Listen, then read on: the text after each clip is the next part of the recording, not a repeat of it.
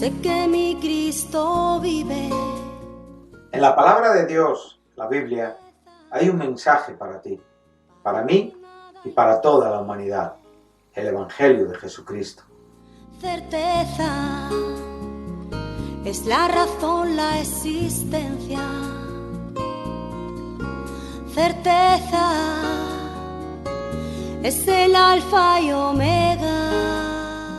Un mensaje para ti. Todas las semanas, en este canal de radiodifusión cristiana, Luz a las Naciones, un estudio expositivo de la palabra de Dios, edificando sobre el verdadero fundamento de los apóstoles y profetas, siendo la principal piedra del ángulo Jesucristo mismo. Que ni lo alto ni profundo. Síguenos en directo o en cualquiera de nuestros canales y recuerda que Dios tiene un mensaje para ti. Que Dios os bendiga y edifique a través de su palabra. Amor de Dios, certeza, yo sé que mi Cristo vive. Certeza, para Él no hay nada imposible. Certeza, es la razón, la existencia. Certeza, es el alfa y omega. Bueno, es un placer saludar de nuevo a los oyentes, a nuestros queridos oyentes de Radio Luz a las Naciones, en nuestro programa semanal Un Mensaje para Ti. Es un placer compartir juntamente con mis compañeros de programa, Melo, Eugenio, que a lo largo ya de una larga trayectoria pues venimos haciendo semanalmente la composición de este programa, en el cual tratamos de compartir con ustedes pues diferentes cosas en aproximadamente pues el tiempo que ocupa el programa, y en el que un servidor pues en este último tiempo está hablando, compartiendo, haciendo un estudio ordenado, sistemático de la primera epístola del apóstol Pablo a los Corintios. Sabemos que esta primera carta de Pablo a los Corintios es la primera escrita de las epístolas mayores, que son Primera, Segunda Corintios y Romanos.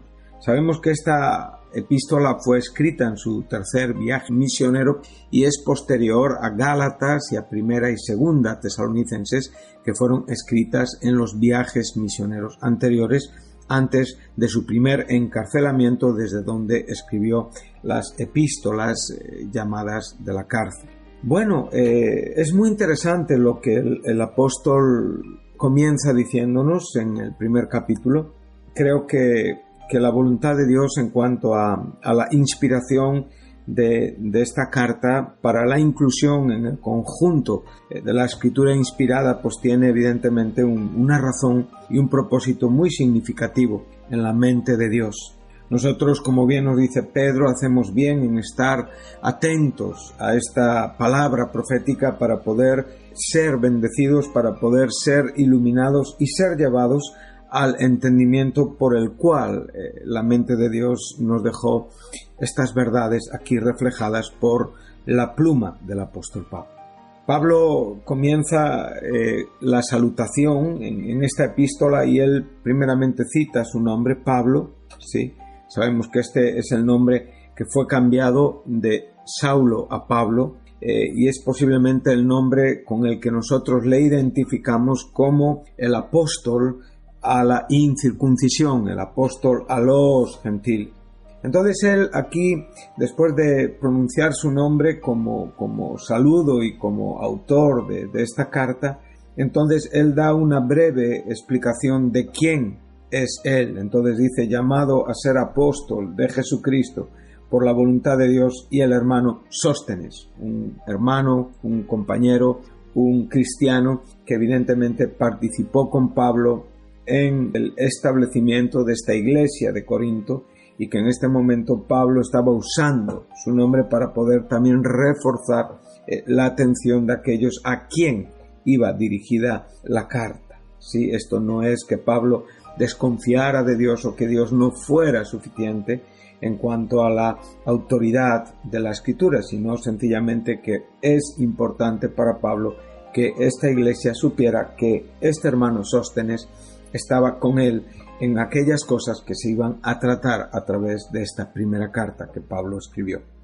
La carta va dirigida a la iglesia de Dios. Aquí tenemos un término muy amplio, ¿sí?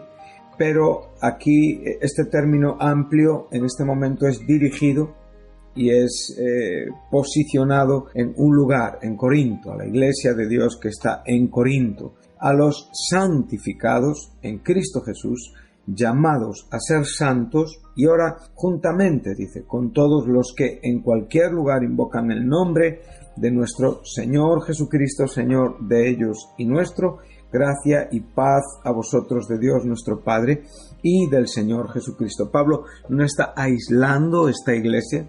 Pablo sencillamente está dirigiéndose a un grupo identificado, definido, a un grupo que en este tiempo vivía en Grecia, más específicamente en la ciudad de Corinto, y este grupo era una parte de la totalidad de la iglesia de Dios, ¿sí? Y Pablo unía el mensaje a esta iglesia y a la vez, en cierta manera, bendecía la totalidad de todos aquellos que habían sido llamados a ser santos, que habían sido santificados, ¿sí?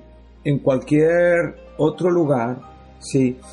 Y que compartían el culto, compartían la adoración en cuanto a la persona de Jesucristo, que era Señor, evidentemente, de todos. Él dice Señor de ellos y también Señor nuestro. Bueno, hemos querido llamar la atención de nuestros oyentes al verbo llamar. Hemos estado enseñando y hemos dicho que este verbo es el verbo griego kaleo, ¿sí? Que es un verbo que nos enseña que en el lenguaje común es sencillamente citar, invitar, llamar por nombre, pero aplicado evidentemente a que Dios es el sujeto que llama, entonces tenemos que hablar ya de una soberanía, tenemos que hablar ya de un poder espiritual y de una variación sustancial en cuanto al potencial y el significado de este nombre, visto que cuando relacionamos a Dios con el llamado a los diferentes asuntos, tanto creativos, evidentemente, como el llamado o comisión ministerial en cuanto a hombres, vemos que van siempre, tienen en sí mismo la presencia soberana, autoritaria, poderosa del Dios eterno y omnipotente. Entonces todas estas declaraciones de Dios, todos estos llamados de Dios son siempre creativos y evidentemente siempre hace que exista aquellas cosas que Él declara que quiere producir. O sea, Pablo no sale de la nada, Pablo sale comisionado y llamado evidentemente por aquel que le comisionó cuando estaba ya en el vientre de su madre. Evidentemente está hablando de que Dios le apartó desde antes de la existencia de Pablo en este mundo. Pablo no fue un recurso, como a veces me gusta decir, de urgencia, o sencillamente no había otro mejor para poder escoger. No, Pablo ya estaba destinado desde antes de nacer para ser el apóstol de la incircuncisión. Por lo tanto, cuando nosotros estamos hablando del llamado en este significado y con estas características y con este potencial, entonces cada cristiano evidentemente tiene mucho de qué gozarse en su Señor, porque esto da razón a nuestra existencia. He sido traídos a la vida por medio de la acción del llamado a la salud espiritual. Dios nos dio vida cuando estábamos muertos en nuestros delitos y pecados. Él nos trasladó del reino de las tinieblas a un reino de luz admirable, evidentemente, y ahí nos comisionó. En el último programa estuvimos hablando un poquitín del llamado a Isaías, donde también podemos ver un hombre que también fue citado en la eternidad y manifestado en el tiempo. Vemos claramente que como bien Dios dijo en el libro del profeta Jeremías, dice: antes que fueses formado yo te escogí y te di por profeta a las naciones. Por lo tanto, Isaías exactamente igual, y pudimos ver cómo a través de 5 capítulos de su profecía parece que Isaías está sin sentido, está tratando de encontrar posiblemente la razón de su llamado profético, pero cuando llegamos a ese capítulo 6 parece que todo adquiere sentido. Los primeros 5 capítulos de repente son absorbidos por esa gloria de esas palabras que Dios nos cita en el capítulo 6, y a partir de ahí ya hay un desarrollo profético hasta los 66 libros de este profeta, donde podemos comprender como en aquel día, ¿sí?, cuando realmente este profeta vivía entre un pueblo absolutamente rebelde, un pueblo desobediente, un pueblo inmundo, pero a la vez él pudo comprender su propia condición, su propia situación. Entonces él declara, dice que en ese año, el año en el que murió este rey Uzías, un rey que mantenía una buena relación humana con el profeta, de hecho se les establece con un parentesco, ¿sí? Pero parece ser que en este momento es cuando Isaías es despertado por Dios a la verdadera y profunda razón de su ministerio profético. Entonces, en este momento, él tiene una visión de Dios.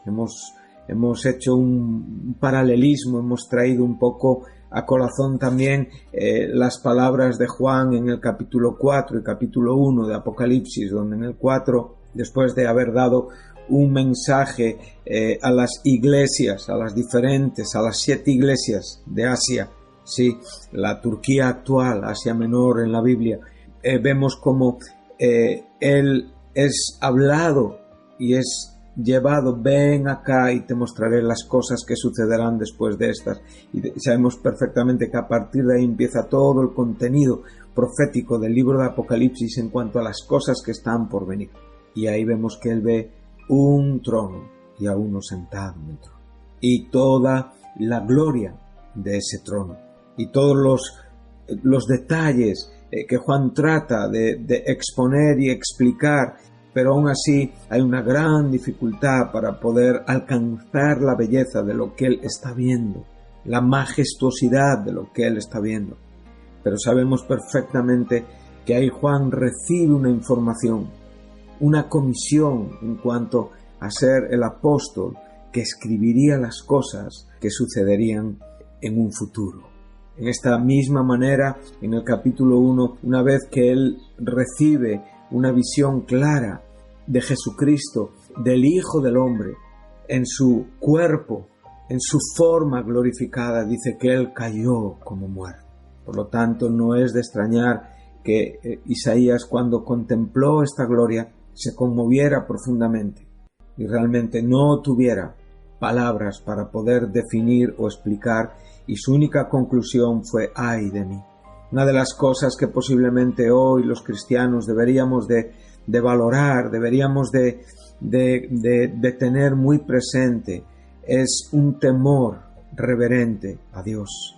Cuando hablamos de un llamado, cuando hablamos de la salvación, cuando somos traídos de tinieblas a luz admirable, cuando estamos compartiendo con otros que realmente fuimos liberados de la esclavitud, del temor de la muerte, de la esclavitud del pecado, que hemos sido constituidos en nuevas criaturas y que en esta condición hemos sido comisionados.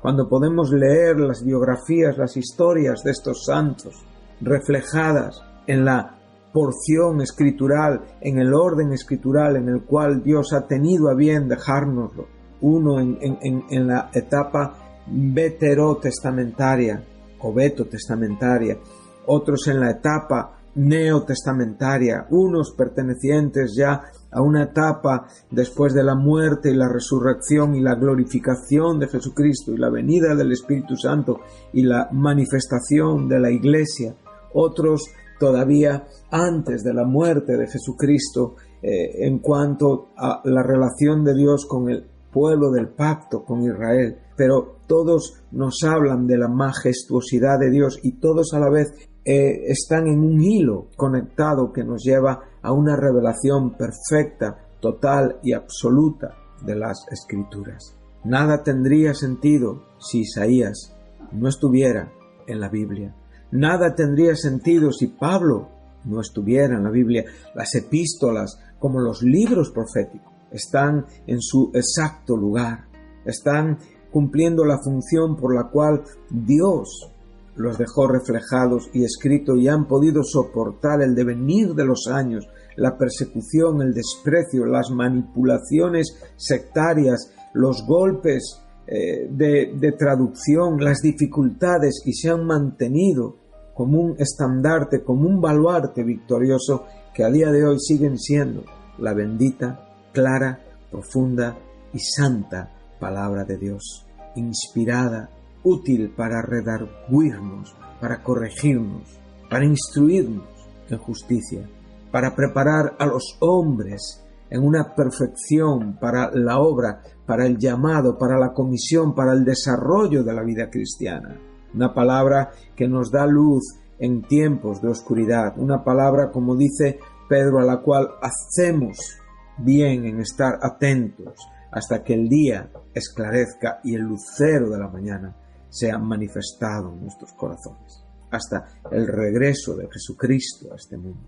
Por lo tanto, estamos viendo la importancia de aquello que para nosotros hoy debe de significar el término llamado. Dios tiene que dotarnos de un temor reverente, que venga de su misma mano, de su mismo corazón, que podamos ser enseñados por Jesucristo, que podamos ser enseñados por su palabra, que podamos comprender como Pablo fue llamado apóstol por la voluntad de Dios. Esto para él era santo, era sagrado, no era negociable, no era un asunto de debate. Podría haber ciertas opiniones, a veces puede haber ciertas opiniones doctrinales, podemos incluso en algunos detalles no compartir ciertos criterios, igualmente aún en la población cristiana que ha existido desde que la Iglesia es Iglesia y desde que el cristianismo es presentado en este mundo. Pero en lo esencial, en lo fundamental, no podemos estar en desacuerdo. Y por lo tanto, uno de los asuntos principales es quiénes somos, sobre qué estamos fundados, quién es nuestro Salvador, quién nos llamó. Eso no puede estar sujeto a dudas. No hay nada más importante para cada hijo de Dios que la relación que tiene con aquel que dio sentido a su vida. Él es nuestro punto de partida. Él nos llevó hasta la misma eternidad y ahí nos mostró que hemos sido escogidos, que hemos sido llamados en un propósito desde antes que el mundo fuese mundo y que hemos sido atraídos por esta bendita gracia de Dios en las diferentes etapas cronológicas en las que cada hijo de Dios ha ido naciendo y muriendo en este mundo. Nuestra vida está en sus manos, nuestro comienzo y nuestro fin. No hay nadie, ni justos ni injustos, ni píos ni impíos, ni santos ni profanos. No hay nadie a quien Dios no le haya delimitado el espacio y la historia de su vida. Nacer y morir está en manos de aquel que gobierna soberanamente la existencia de todo, aquel que realmente conoce cuando un pájaro cae y no puede hacerlo sin su permisividad soberana, realmente comprende nuestra vida. Oh, querido oyente, si usted hoy está en Cristo, si hoy su corazón ha sido despertado, iluminado, si hoy usted lleva caminando con el Señor 1 año, 2 años, 30, 40, 50 años, Recuerde que el punto de partida es siempre fundamental en su pensamiento. Es lo que da origen a su identidad. El desarrollo del apóstol siempre fue en función a aquel que le llamó. Él, su autoridad la fundamenta no en lo que él piensa, no en lo que él opina, sino en quien le llamó. Y este nombre es un fruto de aquel que lo constituyó. Por lo tanto, querido oyente, este punto de partida, después de muchos años, el apóstol aquí ya tenía un historial cristiano, pero sin embargo, él dice Pablo llamado a ser apóstol. Su autoridad descansaba en aquel que le llamó, en aquel que le comisionó, en aquel que realmente daba sentido a su vida. En la misma manera Isaías, en la misma manera Juan, en la misma manera Pedro, en la misma manera cada santo camine por el orden de pensamiento de Dios y usted verá el llamado constantemente con claridad. Usted verá que todo procede de Dios y cómo Dios va formando el puzzle y cómo Dios va formando la revelación progresiva y va incluyendo detalles a través de los siglos en los que la Biblia va caminando. A través de esos 1500 años de historia del Viejo Testamento vemos cómo todo va encajando con detalle. Y aquí vemos cómo el propio Isaías, en el capítulo 51 de su profecía, vemos cómo nos remonta a Abraham para darnos cuenta de que todo tiene sentido y todo tiene un orden. Nadie es una pieza aislada en el cuerpo de Cristo. Todos somos miembros de un cuerpo. A todos se nos ha dado el Espíritu, la manifestación del Espíritu para provecho. Todos realmente tenemos una función y esta función es revelada por Dios a nuestros corazones. Y por eso Pablo no está escribiendo una carta aleatoriamente a ver quién la lee o a ver quién no la lee. No, la carta del apóstol va claramente dirigida, tiene un cometido, tiene una finalidad, tiene un objetivo. Recordamos que es muy curioso que la palabra pecar, ¿no? A lo largo de la escritura tiene un significado que es errar al blanco, o sea, no alcanzar el objetivo. Por lo tanto, el cristiano, guiado por el Espíritu Santo, vive una vida principalmente en la voluntad de Dios. Y su vida es una flecha que constantemente está dirigida a un objeto por el cual él fue llamado, él fue lanzado, comisionado, manifestado en este mundo. Por lo tanto, para Pablo era importante saber a dónde él dirigía su predicación. Tristemente hoy a veces escuchamos tantas barbaridades, queridos oyentes. Escuchamos personas predicar hoy, no tenemos más que abrir un computador, un ordenador, no tenemos más que abrir Google, no tenemos más que poner un YouTube y poner predicaciones cristianas, y hay cientos y cientos de predicaciones cristianas. Pero cuántas palabras vacías hay en ellas, cuánta doctrina falsa hay en ellas. Es triste cuando realmente hoy podemos escuchar que se llama predicación aquello que no comunica nada, un desorden verbal que no tiene ni un principio ni un fin. La predicación tiene un sentido, tiene un querigma, tiene un mensaje, es exhortativa, es didáctica, nos enseña y nos dirige hacia donde el predicador, bajo la unción del Espíritu Santo, quiere llevar a los oyentes en el cuerpo, en la iglesia. De la misma manera, Pablo está claramente dirigiendo su mensaje fundamentado en quién él es, llamado por la voluntad de Dios, a aquellos que también habían sido llamados por la voluntad de Dios para ser santificados, para ser santos, juntamente con todos. O sea, vemos que esta carta, que fue dirigida específicamente a una iglesia que estaba en Corinto, la iglesia de Dios que estaba en Corinto, pero a la vez es una carta que hoy la estamos leyendo. Hoy aquí, yo en España estoy hablando de esta carta a la iglesia. Por lo tanto, en 3 versículos podemos ver la amplitud, el alcance de aquel que realmente manda su palabra, ordena su palabra, inspira su palabra. registra su palabra. Y tenemos esta palabra que casi 2 milenios después, hoy sigue siendo leída con el mismo poder y la misma efectividad que cuando Pablo la escribió para dirigirla a una iglesia.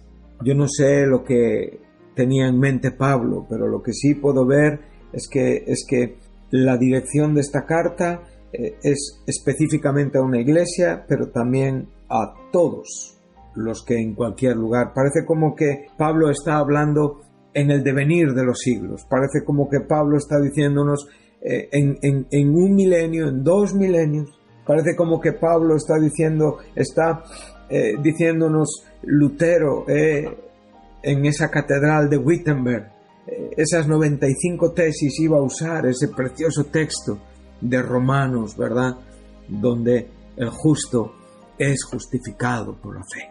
La justicia es revelada a la fe. La justicia es por fe y para fe. Pero Pablo estaba escribiendo a la iglesia de Roma. Por lo tanto, queridos oyentes, yo me gozo. A mí estas cosas me traen un aprovechamiento espiritual. Y cuando, en ese tiempo de la Reforma y por esos años 1500, en el siglo XIV de nuestra era, alguien leyó la epístola a los romanos en el capítulo 1 del verso 17. Alguien no se avergonzó del evangelio como Pablo porque comprendió que era poder de Dios. Y no es un escritor inspirado, no es un aliógrafo, es alguien que siglos después leyó esta epístola, que estaba dirigida a la iglesia en Roma, pero él comprendió exactamente igual cuando Pablo escribió, con el mismo sentido que Pablo quiso dirigirse, con el mismo contenido y con el mismo mensaje, que este evangelio, que esta justicia de Dios se revela por fe y para fe. Y como está escrito, aquí la palabra está escrito, nos está citando el Antiguo Testamento, donde sabemos que esta verdad está claramente enseñada. Habacuc 2:4, sí, Génesis 15:6. Creyó a Dios y le fue contado por justicia. El justo por la fe vivirá. Por lo tanto, queridos oyentes, ya sea Pablo, ya sea Isaías, ya sea Jeremías, recuerde, el llamado de Dios, palabra de Dios, es efectiva y tiene un cumplimiento seguro, sencillamente atribuido en la propia esencia. Esta efectividad soberana es la esencia de esta palabra, es aquel que la envía, es aquel que la habla, es aquel que la garantiza. Y para despedir este programa, pues sencillamente animarles, recordarles que nosotros hoy también somos objeto de esta carta, como en aquel tiempo lo fueron los santos de Corinto y también todos aquellos que invocaban el nombre de Jesucristo, Señor de todos. De la misma manera que Isaías, aún en la revelación progresiva, pudo ver a Jesucristo. Y de esto también hablaremos en otros programas, porque estamos un poco entre Isaías y Corintios. Entonces creo que en esta enseñanza donde hemos detenido para hablar un poquitín del llamado, pues hemos tenido a bien salirnos un poquito del contexto de Corintios, ampliarnos al contexto inmediato pero de todo el conjunto escritural y bendecirles a través de estas verdades. Que Dios les bendiga, que tengan una buena semana y les espero en el programa que viene. Muchas gracias.